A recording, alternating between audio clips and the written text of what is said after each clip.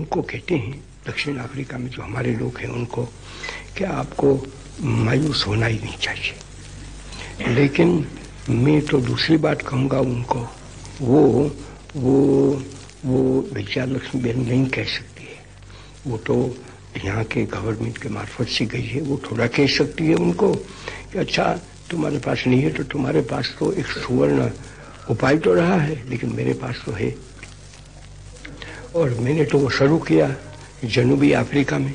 तो मैं तो कहूँगा कि उसमें हारना जीतना क्या है। अमेरिका में हार गए तो भी क्या, जीत गए तो भी क्या, माना कि जीत गए और पीछे वहाँ साउथ अफ्रीका के लोग हैं, अंग्रेज पड़े हैं, वो कहते हैं कि हमें नहीं चाहिए।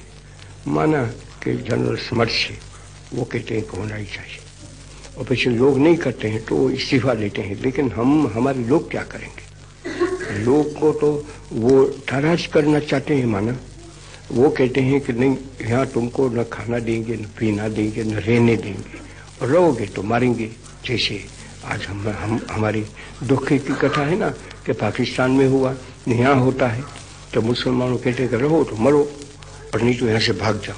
वहाँ सिखों को, हिंदुओं को भगा दिया और बाकी रहे हैं वो भी भगाने की या तो भागने की ही चेष्टा कर रहे हैं कि नहीं करेंगे तो मर जाएंगे। जैसे बन्नू में तो कोई थोड़ी तादाद में हिंदू थोड़े हैं, काफ़ी तादाद में पड़े हैं। उनका क्या हाल होगा वो पता नहीं है। आज ही मेरे पास आ गए थे वो मेहरचंद खन्ना जी, तो वो मुझको सुनाते थे कि भाई दूसरी जगह पे पड़े तो हैं, उनके लिए किसी के लिए आज कहा नहीं जा सकता है कि वो जिंदा रहेंगे वहाँ, और जिंदा रहना चाहते हैं तो उनको इस्लाम कबूल करना है। तो वो तो थोड़े हैं, लेकिन बन्नू में तो बहुत बड़ी तादाद में अभी भी पड़े हैं और वहाँ से वो जा नहीं सकते हैं। बाहर निकलो तो मरना है और भीतर रहो तो खाना पीना नहीं मिल सकता है, उनको कोई खाना पीना दे नहीं सकता है। ऐसी एक बड़ी आपत्ति में वो पड़े हैं और उसमें यहाँ की हुकूमत क्या करें और क्या नहीं वो भी पेचीदा बात हो गई है। तो ऐसी बात अगर यहाँ होती है तो वो लोग क्या करें? बन्नू में जो हिंदू पड़े हैं, यहाँ जो मुसलमान पड़े हैं, वो क्या करें? तो जो मैं यहाँ उनको कहता हूँ वही हमारे दक्षिण अफ्रीका के जो भाई लोग पड़े हैं, उसमें हिंदू है, मुसलमान है, सब हैं, सब सूबे के हैं। तो मैं तो उनको एक ही बात कह सकता हूँ कि उसमें वो हार जीत तो वहाँ की वो तो चलती है, लेकिन सच्ची हार तो आप ही खाने वाले हैं अगर खाना चाहते हैं तो। नहीं तो पीछे आप कहें, साफ साफ उनको कह दें कि हम यहाँ रहेंगे, इज्जत से ही रहना चाहते हैं, यहाँ से हम हटेंगे नहीं। हम यहाँ पैदा हुए हैं, क्योंकि पैदा हुए हैं ऐसे हैं, सब कोई यहाँ से गए ऐसे नहीं है, सब गए, उनके जो बाल बच्चे पैदा हुए तो वहाँ हुए।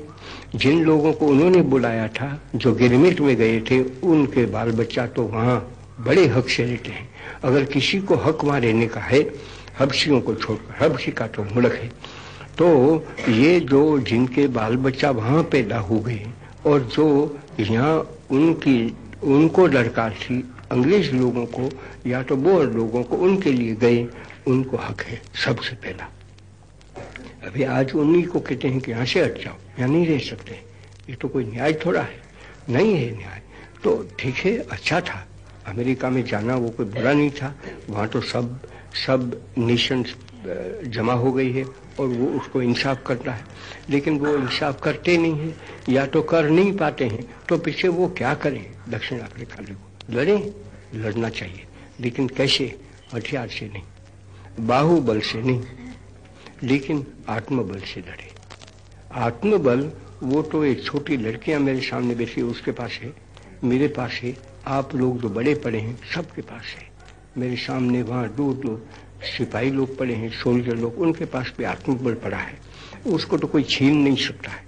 उनका हथियार को कोई छीन लेगा, उनके हाथ को कोई काट सकेगा, लेकिन उसका आत्मा को वो तो कोई काट नहीं सकता है। आत्मा तो है, कल था, आज है, हमेशा रहने वाला है, परसों भी होगा। तो वो तो सनातन सत्य है और वो आत्मा भी सनातन है, वही चीज है। ये शरीर है बगैर आत्मा का, वो तो निकम्मा है, उसको तो जलना है या तो उसको तो दफन होना है, और आप अपने घर में नहीं रखने वाले हैं। मेरी पत्नी मर गई तो मैं कुछ रख नहीं सका, उसका जलन कर दिया, चला दी। उसी रोज 2 दिन भी मैं नहीं रख सकता था उसको। महादेव मर गया, वो तो सब मेरा काम करने वाला था, तो मैं कुछ थोड़ा महादेव को रख सका। जो काम मुझे करता था वो तो चला गया तो उसको हटा दिया। वही है ना। तो मैं कहूँगा कि दक्षिण अफ्रीका के लोग जो पड़े हैं उनमें अगर अपनापन है, और है ऐसा मैं मानता हूँ, वो अगर हिम्मतवान है तो उनको नम्रता से कहना है कि वहाँ अगरचे हमको 2/3 वोट तो नहीं मिले, लेकिन ज़्यादा तो हमको मिले, लेकिन उसकी हमें दरकार नहीं है। हम तो कहते हैं दक्षिण अफ्रीका के लोगों को नम्रता से कहते हैं कि आप लोग इतना तो करें कि हम इज्जत से रहें। आपके वहाँ कोई हम आपके बड़े बड़े उस्ताद पढ़े हैं, जो आपके वहाँ महकमा पढ़े हैं, उसमें हम कोई हिस्सा नहीं चाहते हैं। मिल सकता है, चाहने लायक है, लेकिन वो नहीं चाहते हैं। आप हमको दूसरी मदद न करें, लेकिन हमको यहाँ की जो हवा है वो हवा तो खाने दे, यहाँ का पानी है वो तो पी सके, यहाँ की ज़मीन है वो ज़मीन में हमको रहने तो दें। क्यों कहें कि यहाँ ज़मीन में रह सकते हैं और यहाँ नहीं। जिस जगह पे हम रहना चाहते हैं और हम पैसे देकर लेना चाहते हैं, मुफ्त में नहीं रहना चाहते, वहाँ क्यों नहीं रह सकते हैं? यही उनका केस रहता है। और हमको आपके वोट नहीं चाहिए। अगर वोट हम मिले तो जैसे अंग्रेज को जिस हालत में जिस शर्त से मिलते हैं ऐसे हमको मिले, और नहीं मिलते हैं तो उसके सिवाय हम चलाएंगे। उसके लिए हम ये सत्याग्रह नहीं चलाएंगे, लेकिन हमारी इज्जत के लिए, हमारे रहने के लिए, रोटी खाने के लिए, पानी पीने के लिए, जमीन के लिए वो तो हमें चाहिए। और हमारे लड़कों को तालीम चाहिए, तो तालीम के लिए आप पैसे न दें वो चला समझ सकेंगे, लेकिन हम इधर उधर घूमते हैं और हमारे लड़कों को तालीम दें तो उसमें तो आपको कोई होना नहीं चाहिए। तो इस तरह से इन चीज़ों के लिए उनका लड़ने का हक है, और उन्होंने तो लड़ लिया, वो जानते हैं कि कैसे लड़ना चाहिए। इसलिए मैं तो उनको ये पैगाम दूंगा कि आप कभी हारने की तो बात ही नहीं है, और वहाँ मरने की बात है। करना या तो मरना, सिवाय कोई चारा आज दुनिया में अपनी इज्जत रखने का नहीं है। अगर ऐसा हम नहीं कर सकते हैं और ऐसा ही करेंगे तो मारेंगे, तो मरने की बात है, और तब पीछे बेहाल मरेंगे। अगर करना नहीं तो मरना, उसमें कोई बेहाल की तो बात ही नहीं है। ऐसा सीधा धर्म है। वो धर्म में तो साउथ अफ्रीका के लोगों को बताता हूँ, और आपको भी वही बता सकता हूँ, दूसरा मेरे पास नहीं है।